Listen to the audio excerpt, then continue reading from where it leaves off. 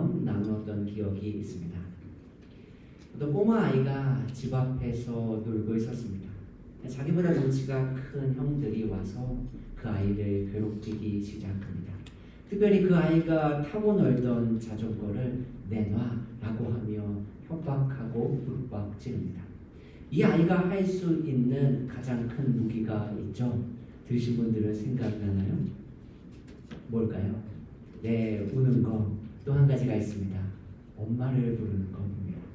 이 아이가 자신이 할 수 있는 두 가지 모든 무기를 동원합니다. 눈물을 흘리며 가장 큰 목소리로 엄마라고 부릅니다. 그때 엄마가 이 아이의 목소리를 기억하고 하던 일을 멈추고 달려 나옵니다. 그리고 이 아이가 자신의 엄마를 보고 마음에 안도감을 느낍니다. 그리고 이 아이가 자신의 엄마의 손을 꼭 붙잡고 자신을 괴롭히던, 자신을 윽박지르던, 큰 목소리로 자신을 주눅들게 만들던 형들을 향하여 자신 있게 담대하게 한마디를 외칩니다. 기억하시나요? 자식, 까불고 있어. 저는 이 예화가 너무 좋아요. 때때로 우리의 삶에 주눅들 때가 있죠. 때때로 우리의 삶이 위축될 때가 있어요. 예상치 못한 일들로 우리의 마음이 어려울 때가 있습니다. 그때 예수님이 우리의 손을 붙들고 계심을 기억하시기를 바랍니다. 그리고 세상을 향하여 나를 주눅들게 만드는 상황과 환경을 향하여 담대하게 자신 있게 외치기 바랍니다. 자식, 까불고 있어. 하나님께서 오늘 우리에게 말씀하십니다. 두려워하지 말라. 하나님은 막연하게 두려워하지 말라고 말씀하지 않습니다. 하나님은 두려워하지 말아야 할 이유를 분명하게 말씀하고 계십니다. 내가 너와 함께하기 때문이니라. 성경은 하나님께서 우리와 함께 하심을 약속하십니다. 그리고 우리는 이 약속을 네 글자로 임마누엘이라고 부릅니다. 임마누엘의 의미는 하나님이 우리와 함께 계신다입니다. 지금 이스라엘 사람들의 상황은 절망적입니다. 그들은 나라를 잃었습니다. 그들은 포로 생활을 합니다. 이스라엘 사람들에게 현실은 임마누엘의 약속이 사라진 것처럼 보입니다. 그러나 하나님은 바로 그 절망의 한가운데서 이사야 선지자를 통하여 말씀하십니다. 이사야 34장 2절입니다. 내가 물 가운데로 지날 때에 내가 너와 함께할 것이라. 강을 건널 때에 물이 너를 침몰하지 못할 것이며 내가 불 가운데로 지날 때에도 타지도 아니할 것이요 불꽃이 너를 사르지도 못하리니. 이 말씀에서 함께라는 약속과 반복해서 등장하는 단어가 있습니다. 물, 강, 불꽃, 불입니다. 우리의 삶에 물과 같은 고난, 불과 같은 환난이 있습니다. 하나님은 우리에게 우리의 삶에 시련이 없음을 약속하지 않으십니다. 그러나 하나님은 물과 불 가운데서도 우리와 함께 계시겠다 말씀하십니다. 우리에게 익숙한 요셉이 있습니다. 요셉은 형들에게 버림을 받습니다. 그리고 그는 노예가 됩니다. 그뿐만이 아닙니다. 그는 억울하게 감옥에 갇힙니다. 그러나 요셉의 삶에 등장하는 한 인물이 있습니다. 창세기 39장 2절입니다.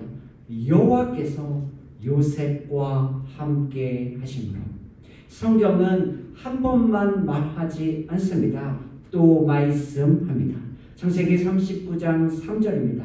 그의 주인이 여호와께서 요셉과 함께 하심을 보며 성경은 다시 한번 말씀합니다. 창세기 39장 21절입니다.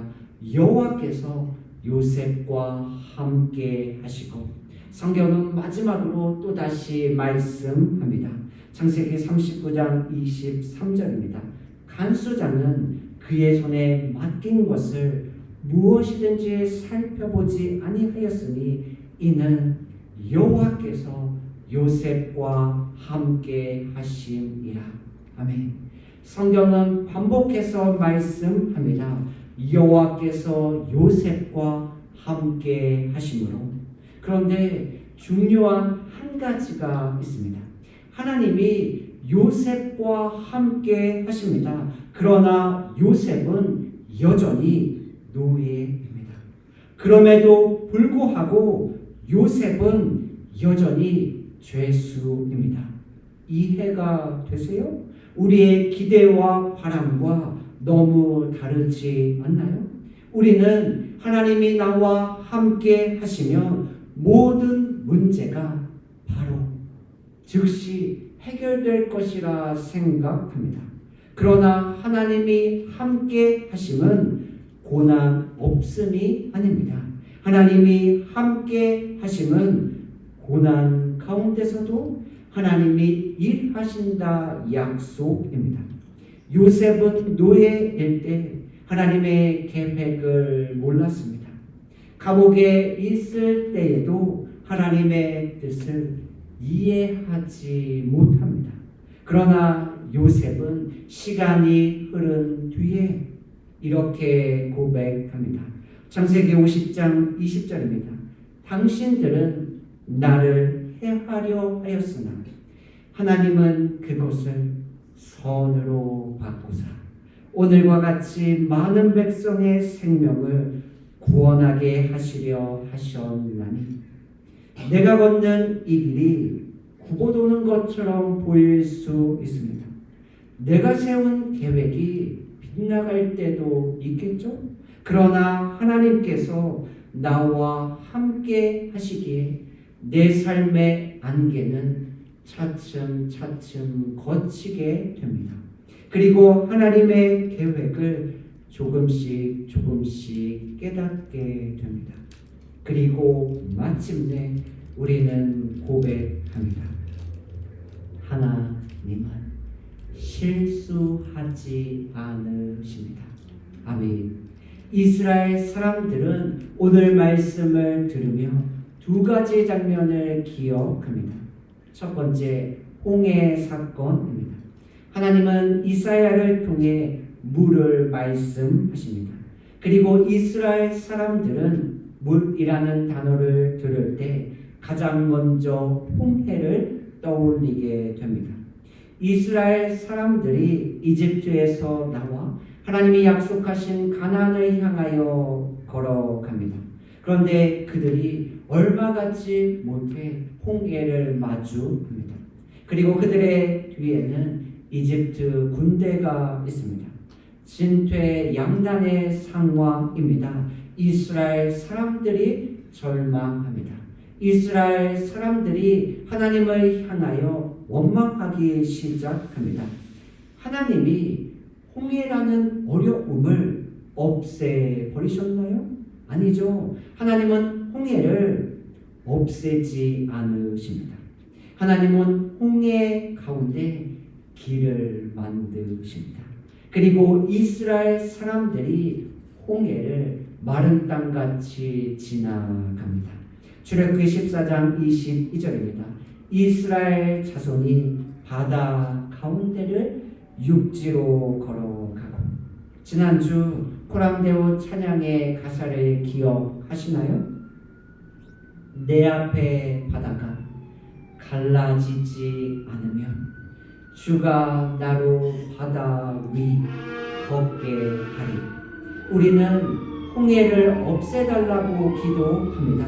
그러나 하나님의 약속은 내가 너와 함께 홍해를 지나가겠다 말씀하십니다.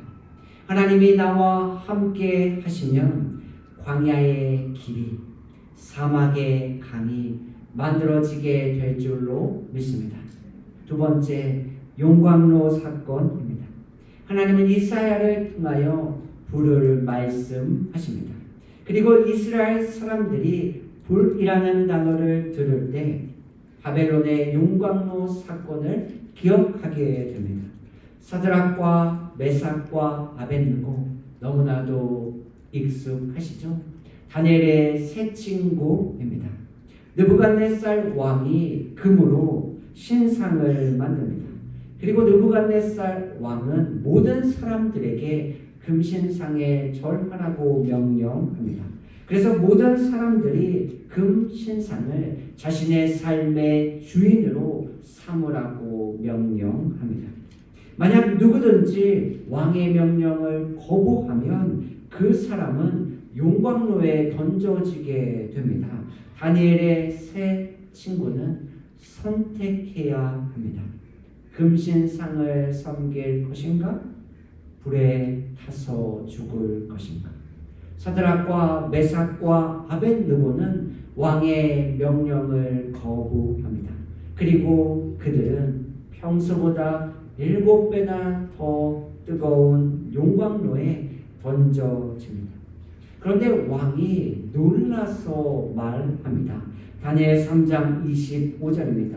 왕이 또 말하여 이르되 내가 보니 결박되지 아니한 네 사람이 불 가운데로 다니는데 상하지도 아니하였고 그 넷째의 모양은 신들의 아들과 같도다 하고, 용광로의 뜨거운 불길은 조금도 식지 않고 그대로입니다. 그럼에도 불구하고 하나님은 용광로의 불을 끄지 않으십니다. 하나님이 그들을 불 밖으로 꺼내지도 않으십니다. 그런데 반전이 일어납니다. 하나님이 불 가운데로 그들과 함께 들어가십니다. 그래서 그들은 불꽃에 조금도 상하지 않습니다. 왜냐하면 하나님이 그들과 함께 하셨기 때문입니다. 상황은 변하지 않았습니다. 그러나 하나님의 임재가 모든 것을 변화시킵니다. 이제 마지막으로 중요한 질문 하나가 남았습니다. 누가 우리가 지금까지 나눈 이 약속의 말씀의 주인공이 될 수 있을까요? 누구에게 이 언약의 말씀이 실제로 이루어질까요? 이사야 33장 1절입니다. 야곱아, 너를 창조하신 여호와께서 지금 말씀하시느니라. 이스라엘아, 너를 지으신 이가 지금 말씀하시느니라. 너는 두려워하지 말라. 내가 너를 구속하였고 내가 너를 지명하여 불렀나니 너는 내 것이라. 이 말씀은 하나님께서 모든 사람에게 약속하신 말씀이 아닙니다. 하나님이 너는 내 것이라 말씀하시는 사람에게만 주어진 약속입니다. 오늘 우리는 예수 그리스도를 믿음으로 하나님의 자녀와 하나님의 소유가 되었습니다. 예수님의 십자가는 모든 사람에게 열려 있습니다. 그러나 그 구속의 은혜는 예수 그리스도를 믿는 사람에게만 적용됩니다. 우리 가운데 아직 예수님 앞에서 머뭇거리며 망설이는 분들이 계시나요? 오늘 지금 여기에서 주님을 믿음으로 나의 구주, 나의 주인, 나의 왕으로 받아들이시기를 소망합니다. 화면을 한번 보시겠어요? 여러분이라면 빈칸에 무엇을 넣으시겠습니까? 대부분의 사람들의 생각과 마음이 비슷하겠죠? 다윗의 고백입니다. 시편 23편 1절입니다. 여호와는 나의 목자시니 내게 부족함이 없습니다. 많은 그리스도인들이 사랑하는 말씀입니다. 그러나 우리의 이상과 우리의 삶의 현실은 많이 다르지 않나요? 시인은 계속해서 고백하며 노래합니다. 시편 23편 4절입니다. 내가 사망의 음침한 골짜기로 다닐지라도 해를 두려워하지 않을 것은 주께서 나와 함께 하심이라. 다윗도 자신의 삶에 음침한 골짜기가 있음을 부인하지 않습니다. 오히려 그는 그 골짜기를 지날 수밖에 없음을 고백합니다.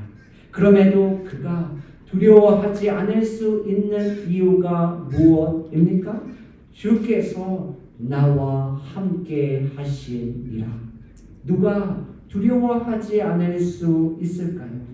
하나님을 자신의 목자로 삼는 사람입니다. 왜냐하면 목자는 양보다 앞서 걸어가며 목자는 양을 끝까지 지키기 때문입니다. 그래서 다윗은 환경보다 상황보다 목자를 바라봅니다. 우리는 지금 누구를 무엇을 목자로 삼고 있습니까? 우리는 오늘 누구와 무엇과 함께 하고 있나요? 말씀을 마무리하기 원합니다. 오늘 우리 앞에도 물이 있습니다. 오늘 우리 앞에 불도 있습니다. 어떤 분에게는 질병일 수도 있습니다. 어떤 분에게는 경제적인 어려움일 수도 있습니다. 어떤 분에게는 가족의 문제일 수도 있습니다. 어떤 분에게는 자신의 미래일 수도 있습니다. 어떤 분에게는 누구에게도 나누지 못하는 외로움일 수도 있습니다. 하나님은 오늘 그 물과 불을 당장 없애주겠다고 약속하지 않으십니다. 그러나 하나님은 더 큰 약속을 우리에게 하십니다. 내가 물 가운데로 지날 때에도 내가 너와 함께할 것이다. 내가 불 가운데 지날 때에도 타지도 아니할 것이다. 하나님께서 우리와 함께 하시기 위해 예수님께서 이 땅에 오셨습니다. 예수님은 우리의 죄를 대신 지시고 십자가에 죽으시며 부활하셔서 지금도 우리와 함께 하십니다. 그분의 이름이 바로 임마누엘입니다. 그리고 지금 우리에게 말씀하십니다. 내가 세상 끝날까지 너희와 항상 함께 있으리라. 그러므로 두려움보다 하나님의 약속의 말씀을 붙드십시오. 환경보다 하나님의 임재를 바라보십시오. 문제보다 함께 하시는 하나님을 신뢰하십시오. 그 하나님께서 오늘도 우리의 손을 붙드시고 우리의 삶을 끝까지 인도하실 줄 믿습니다. 이 언약의 말씀이 저와 여러분의 삶 속에서 날마다 실제가 되기를 소망합니다. 그래서 함께 하시는 하나님을 경험하며 살아가는 저와 여러분들의 복된 삶이 되시기를 예수님의 이름으로 축복합니다. 아멘. 기도하겠습니다.